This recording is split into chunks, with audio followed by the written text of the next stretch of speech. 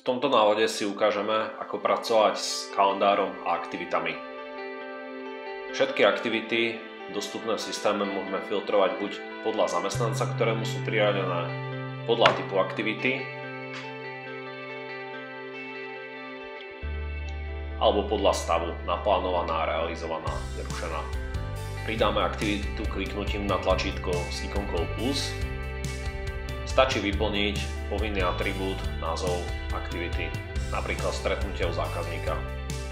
Vyberieme zákazníka, respektíve firmu, ktorej je aktivita priradená a môžeme vybrať aj kontaktnú osobu, príklad Jozef Klaun.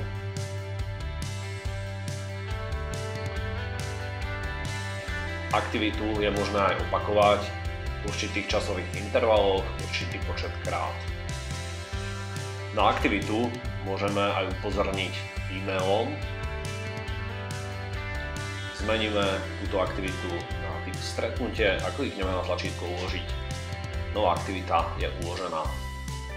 Skontrolujeme pridanú aktivitu v kalendári 23. januára. Po rozkliknutí sa dostaneme do detailu aktivity. Overíme, či je aktivita pridaná aj zákazníkovi nábytok EU. V záložke aktivity, áno, aktivita je tu pridaná.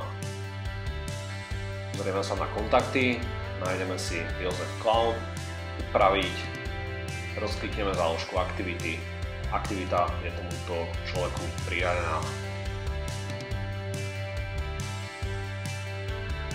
Pokiaľ sme aktivitu realizovali, zmeníme jej stav na realizovaná, klikneme na tlačítko uložiť.